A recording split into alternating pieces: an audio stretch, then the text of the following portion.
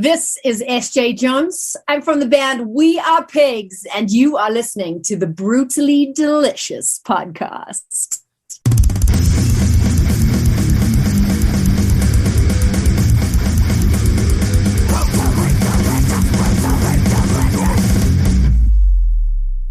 Hi, guys. Hello, how are you?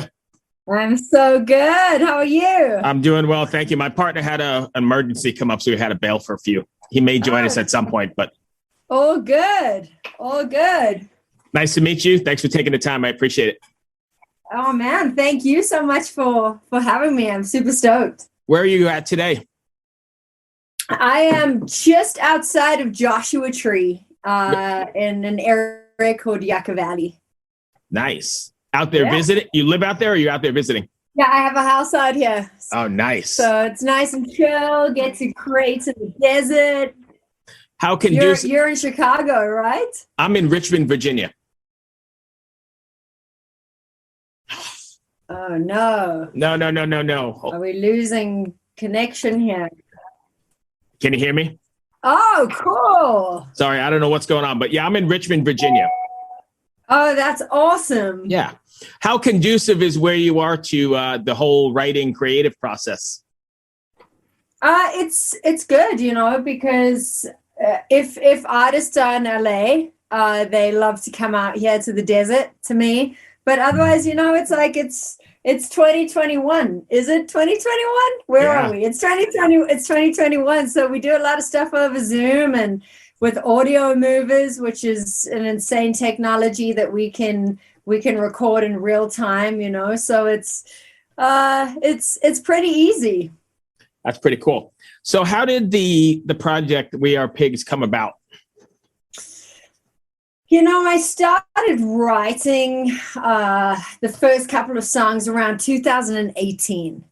And just because I've been so busy with everybody else's projects, I do a lot of production and writing work. I kind of put it on the back burner. And then when the pandemic hit, I was like, you know what? All my friends that, all these people that I've made friends with over my 20 years of being in the music business, they're all home. They're not touring. Right. So I just hit them up and I was just like, hey, should we collaborate on a song? You think that would be cool? Here's an idea.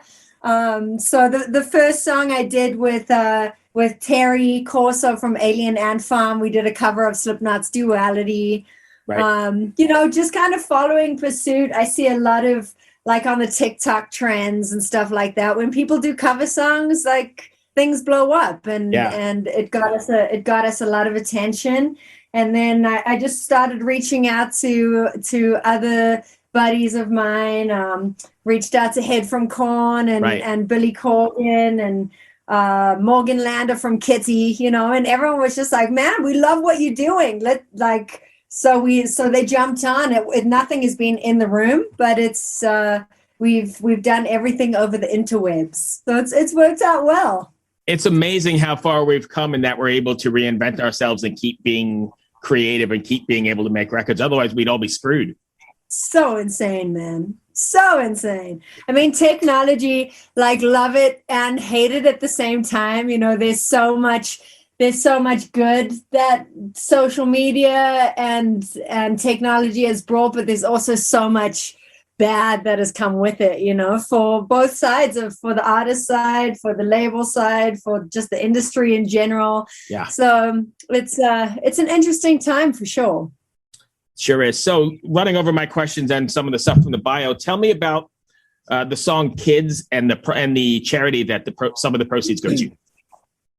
Right. So for those of you that don't know, Kids is a song that I collaborated with Head from the band Korn and Head's other bandmate, J.R. Boreas. They play in a band called Love and Death together. Yeah. That's Head's side project. And, the concept and the message of love and death. And I think kind of who Head is as a person and who I am as a person too. We want to, the message that we want to put into the world is positivity and hope. And especially for the younger generation. Life has a kids now have a whole different set of problems that they face than what we had when we were growing up. And so we wrote this song called Kids, and it was inspired by the HBO series with Zendaya called Euphoria. Okay. And I don't know if you've watched that show, No. but it's pretty, like, it's pretty gnarly, you know. And I was just like, oh my God, like, is this what kids are having to go through now? And it's a real life depiction of what kids, like what teenagers are going through in life. And so I was like, oh, you know, the kids aren't all right. The kids are not going to be okay. Right. This is like, life is bad. And so Head said, no, you know, that's not a message that we need to put into the universe. So hence the concept changed to the kids are all right. And so Head does a lot of work with a charity called the Whosoevers. And it is a Christian-based charity, although I am not Christian, nor do I believe in any kind of organized religion. Right. You know, I think it's really good that at least somebody's doing something good and putting some kind of positivity into kids. Mm-hmm. So, and you know, I grew up in a pretty indoctrinated, like, Christian upbringing. So I understand there is some good in it, and there is a lot of damage to it that comes with that too. But yes, I was happy to for us to put some proceeds to that. And then also another organization we're working with is We Are Moving the Needle. And this one I'm really excited about because I don't know if you know, but there are only 2% of women in the music industry. That's what the statistic is.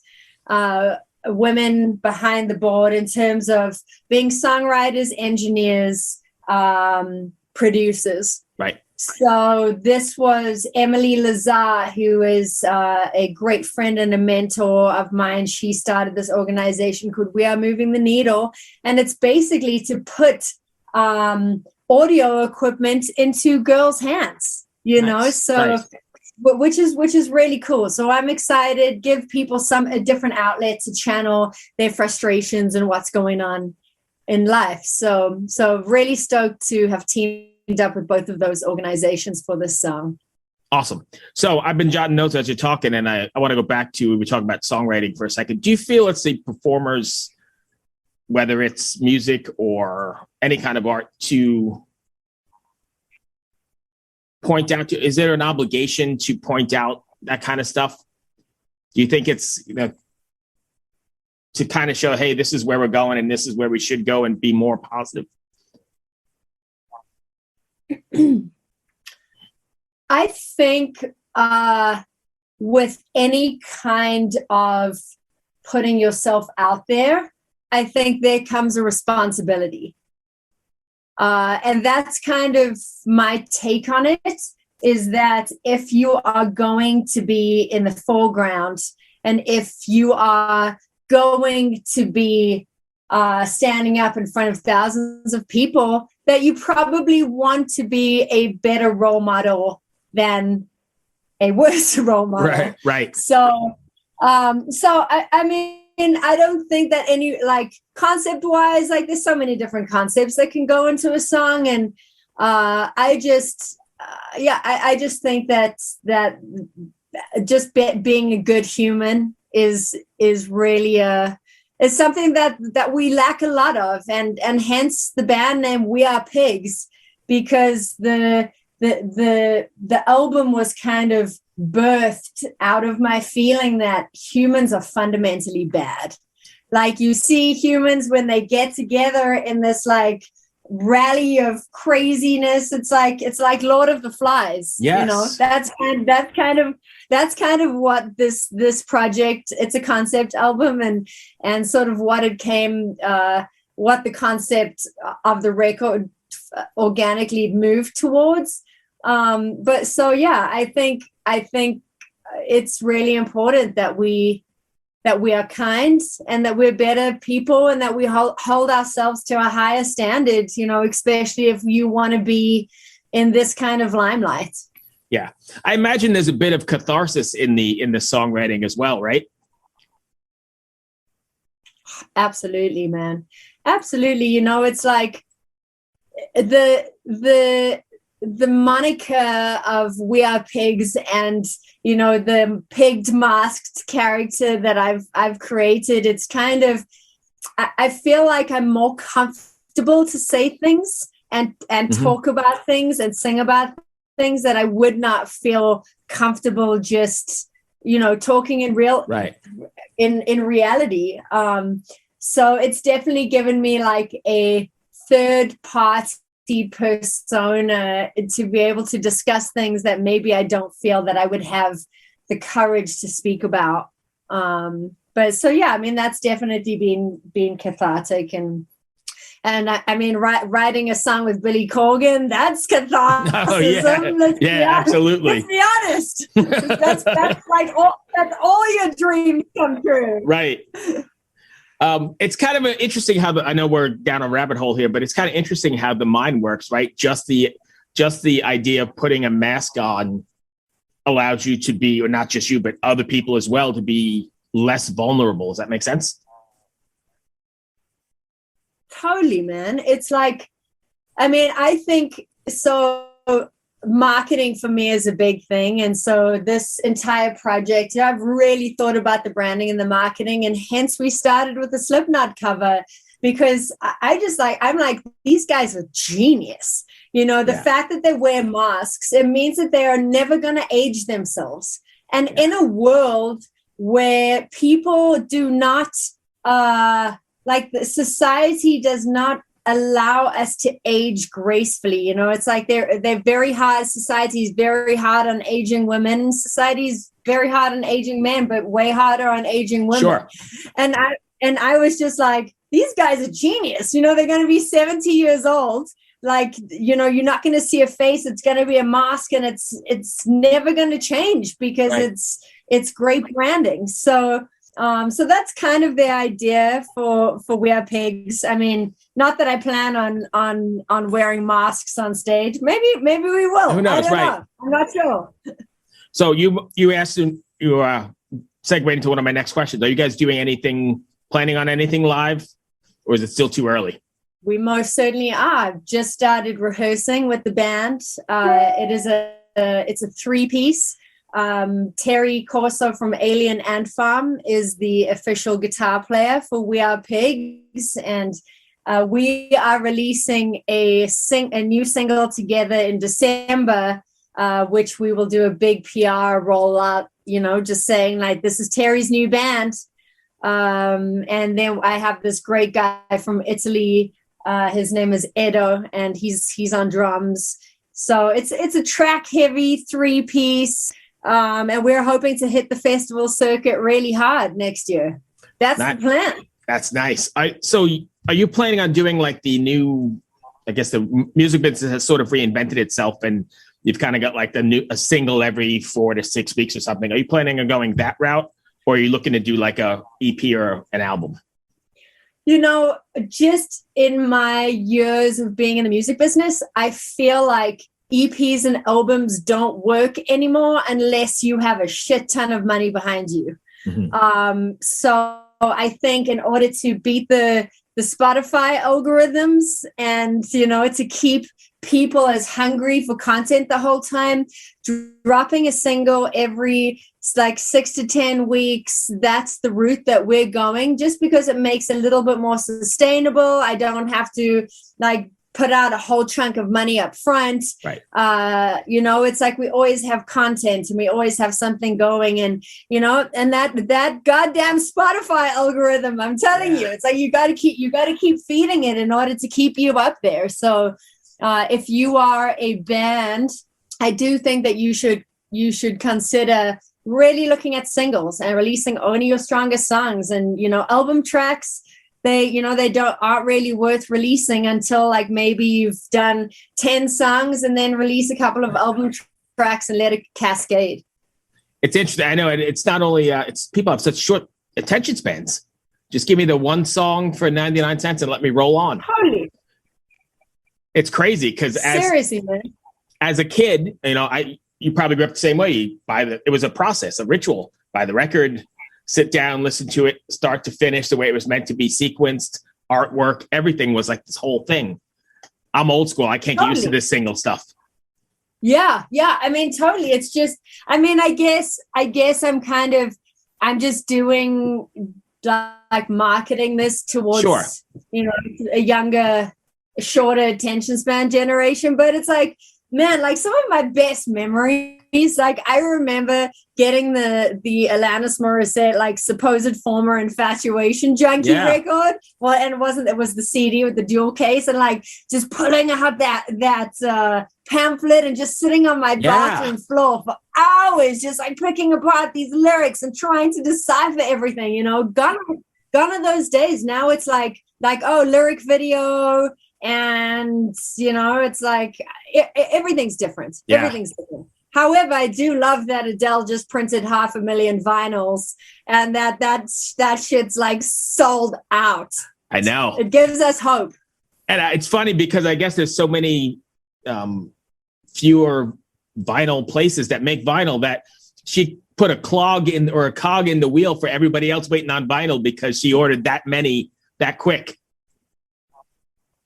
So insane, right? It's pretty crazy. I gotta tell you, I watched that special and I know it was a TV special, but she's great. She looks great. She sounds great. I haven't seen it yet, but all my friends in the industry are like, "Oh my God, you got to watch this." I'm a huge fan of her. I think she's amazing. I love her personality, and I think it's so wonderful to see like this quirky, goofy. She's such a pro at what she does, and she deserves every ounce of success. Absolutely, that she has received, and she's gonna get it when that album's released. It's gonna be crazy. Right. So what's next for We Are Pigs then, going forward from today? So we are releasing a single called Anorectic, which is the single with Terry Corso from Alien Ant Farm. It's the first song that him and I have written together for this project.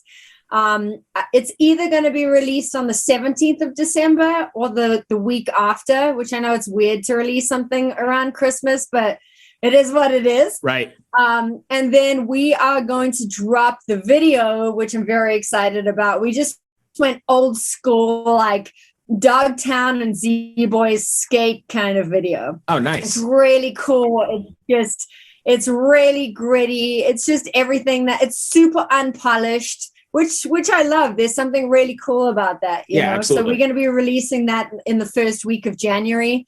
And then in the end of February or beginning of March, I'm releasing, it's going to be the first kind of slow-ish We Are Pigs song. Mm-hmm. It's kind of a ballady type thing with Kristen Davis from the band Grey Days.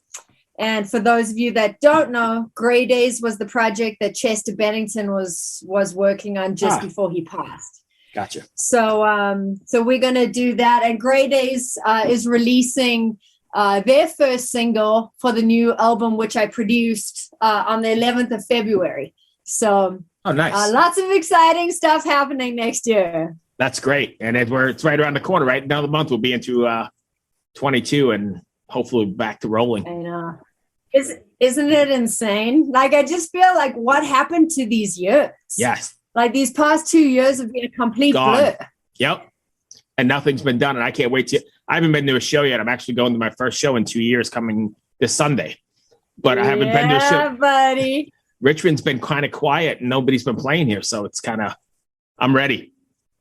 Yeah, I bet. I can't wait to scoot through Richmond and come hang out with you. That's absolutely. So good. Thank you so much, my friend. I appreciate you taking the time. Oh man, I so appreciate you. Thank you for all that you are doing to support me and other bands, and so cool. Absolutely. Wouldn't have it any other way. Be well. Stay safe. I feel like I lost you there for a second. Yeah, there you are. Be well. Stay safe. Well. Hope to see you here in Richmond. Soon. Take care. Thank you. Bye. Bye. Ever wonder what a punch from Elton John feels like? Or how you'd cope with having turned down the chance to be in Nirvana? Or what signal Keith Richards gives when he wants you to get the hell out of his hotel room? Fans of Too Much Effing Perspective don't have to wonder, because they've heard these exact stories and a jillion others on our podcast. I'm Alex Hoffman, former tour manager for Radiohead. And I'm musician and comedy writer Alan Keller. On the TMEP show, we get guests like Nancy Wilson from Heart, Jeremiah Freites from the Lumineers, and Modern Family's Julie Bowen to tell us things they may have only shared with their therapist, clergy, or a TMZ stringer. So join us on Too Much Effing Perspective. That's EFFING Perspective. The only podcast you crank up to 11.